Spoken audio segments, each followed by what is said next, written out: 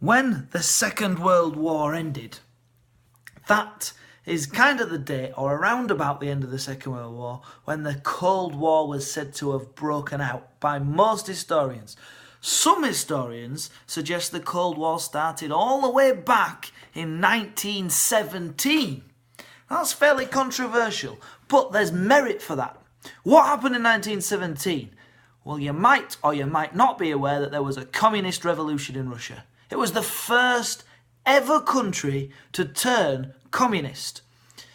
And when they turned communist, there were a number of countries, including Britain and the United States of America, who sent troops to Russia to try to wipe out this new communist government. Because as you know, wealthier nations, wealthier people are more likely to lose out. Well, they're going to lose more from communism, and wealthy people are. And who's in charge of Britain and the United States of America in 1917? Wealthy people. So, immediately when the Soviet Union is created, the first thing America tries to do is stamp it out.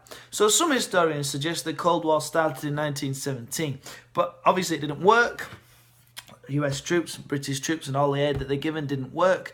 And then for them until about the Second World War, they didn't have a lot to do with each other. So that's why historians suggest it's probably at the end of this Second World War. During the war, they were allies. Why were they allies? Why did they suddenly get on? Well, they didn't really. It was more like the enemy of my enemy is my friend. They had Hitler. He was a bigger problem. And so they worked together to try to deal with Hitler. Now, the thing that you're going to have to start to think about in this lesson, and at the start of next week, is what on earth brings them together in this Cold War at the end?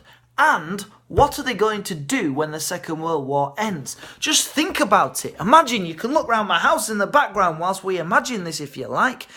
What on earth are they going to do with the fact that Europe is in absolute tatters?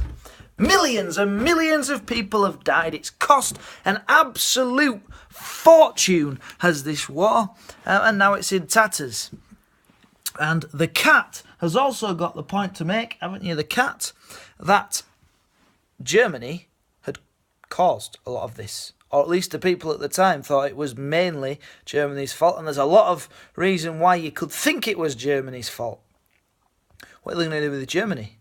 Are they going to let Germany be independent? Are they going to have elections and elect a new German leader? Are we going to occupy Germany? Also, the Soviet Union, and this is really significant, lost 26 or 27 estimated million people. Britain and the United States combined lost less than 1 million, or around about the 1 million mark.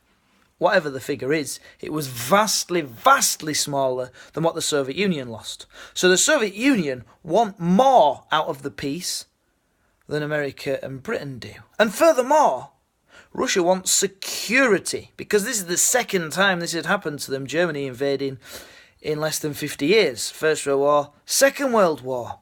So these are all things that we've got to think about today and then next week. So if you watch this video, go back to the start, maybe put the title, write some notes, get in the habit, bring your device, bring your headphones.